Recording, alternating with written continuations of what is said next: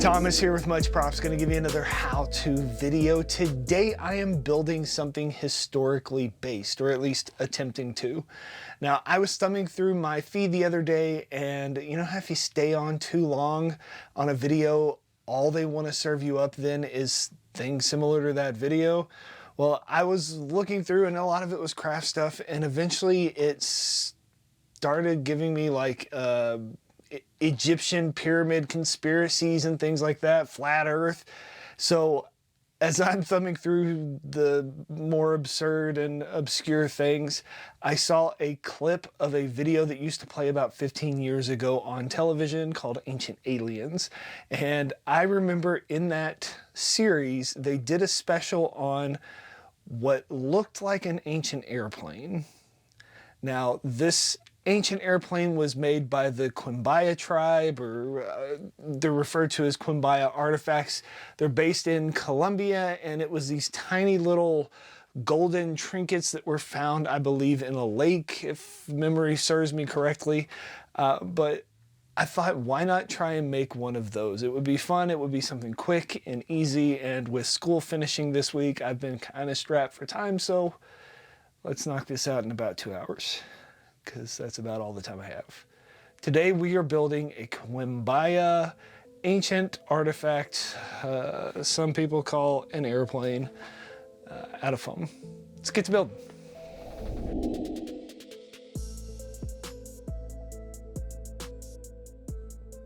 So the build is pretty simple in that I looked at a couple of pictures, hand drew a template, and made some basic shapes to layer up the foam on this artifact. I've had a lot of people throughout the years taking my historical builds and making them into school projects, so I thought this would be a fun one to interject some history and talk about how sometimes the unexplainable things we come in contact with get drawn out into elaborate theories. I love this creative thinking because it has given birth to things like sci-fi and some pretty interesting interpretations of the world around us. While yes, we could chalk it up as utter nonsense, labeling the person as crazy, the creative side of me just wants to enjoy the conspiracy instead of the rational side saying this is insane. There's so much out there in this world that we don't know about, so why not just have a little bit of mysticism left in our lives? I'm gonna sprinkle in some facts about the Quimbaya tribe and leave my facts at the bottom for interesting conspiracies that are out there.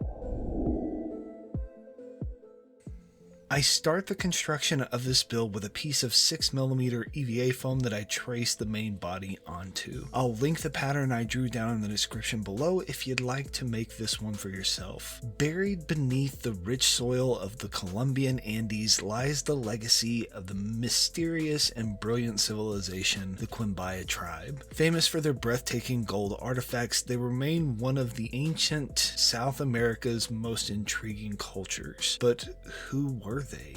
What secrets did they leave behind? The Quimbaya were a pre-Columbian civilization that thrived in what is now known as the Colombia-Quindio region between the 1st and 7th century CE. Living along the Cauca River Valley, they were skilled farmers, artisans, and traders, but above all, exceptional goldsmiths. Unlike some warlike neighbors, the Quimbaya are believed to have had a relatively peaceful society with a strong spiritual connection focused on the afterlife, nature, and symbolism.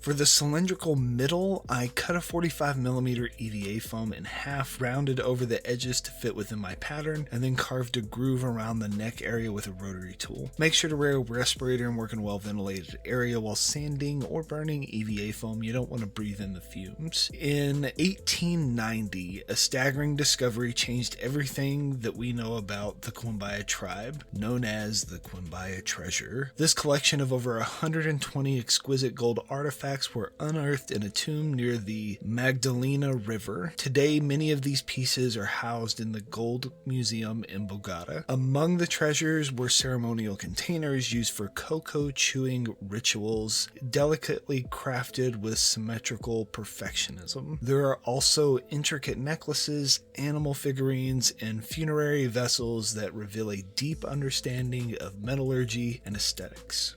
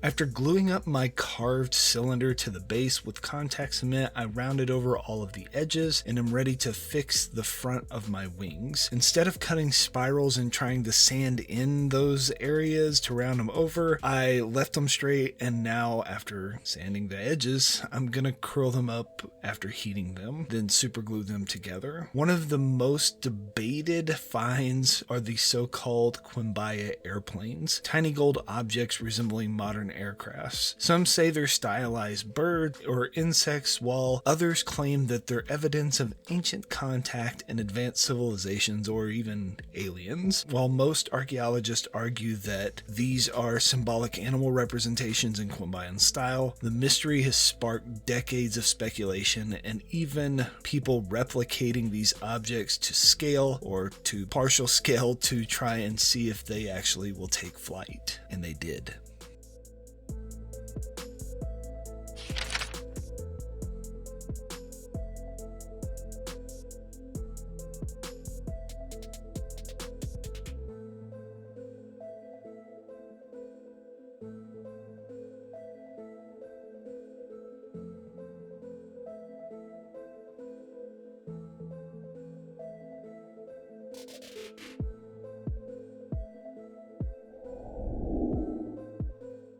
Now I'm going to burn in all the groove details to the top of the artifact. I put my respirator back on, turn on my air purifier just off camera, and move slowly, melting about 1 or 2 millimeters deep into the foam. If it starts leaving clumps in your grooves, hit the iron part of your bit with the sanding stick. A lot of archaeologists speculate that the gold artifacts can be connected to spiritual or superstitious beliefs, tributes possibly to various deities, which could explain their devotion to perfect art using the precious metals. Though a lot of these religious beliefs were not extensively documented, they did believe in a supreme creator god and several other spirits that made up the world. The central belief of their religion was that the natural world was sacred and that humans had a responsibility to take care of it. They cultivated crops of maize, beans, and potatoes, as well as livestock such as pigs and chickens.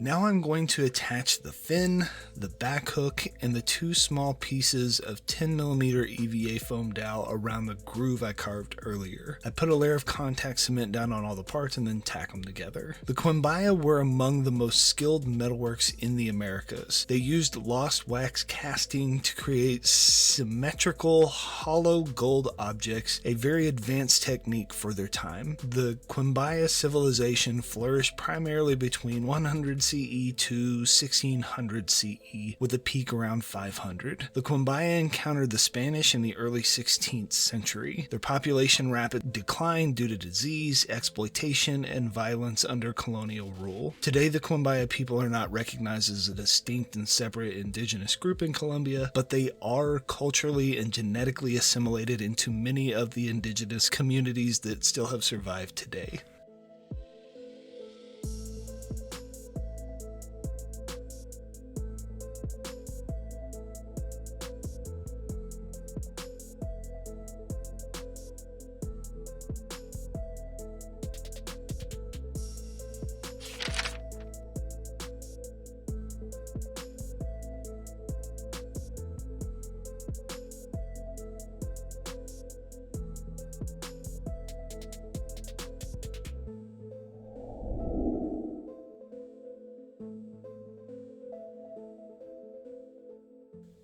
Two coats of Plastidip.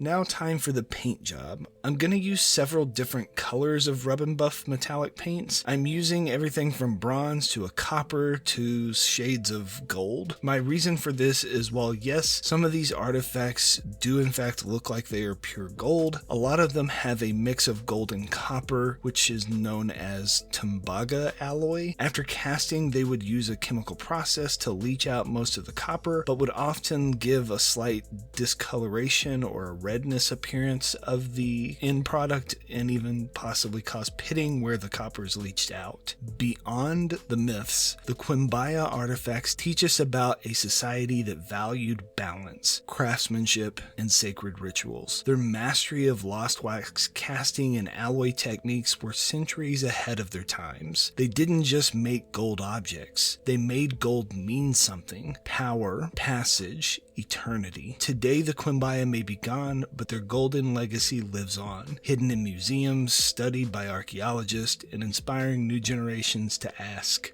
what else lies beneath the earth, waiting to be rediscovered?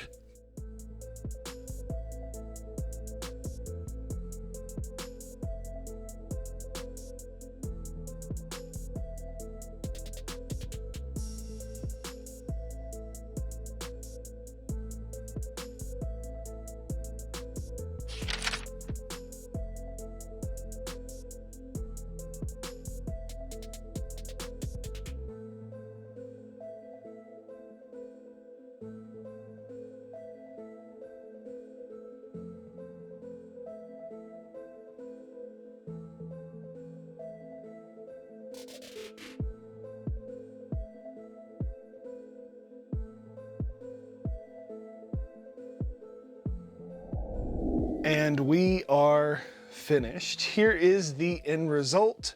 Overall, not too bad. You can definitely see why people would jump to a conclusion that this is an ancient airplane. It does very similarly have those shapes to it, but most airplanes don't have little faces on the fronts of them and other weird random appendages that don't really make much sense for an airplane. Although these are aerodynamic, but so are birds and insects and other things on the planet. It's just an observation made about an animal and then stylized into a primitive form. So yeah. Maybe you will try and make one of these yourselves and impress your friends with their ability to pull something from a historical deal, build it out of some modern material, and make a cool little model of something that can sit on a desk for display or fly in the air. Yeah. Inevitably, somebody's going to ask you, how'd you make that? You can give them one of these. Tell them, much props. Let's go see if this thing can fly. Here, I'm going to throw it at you. You got to catch it, though. Don't break it. You dropped it.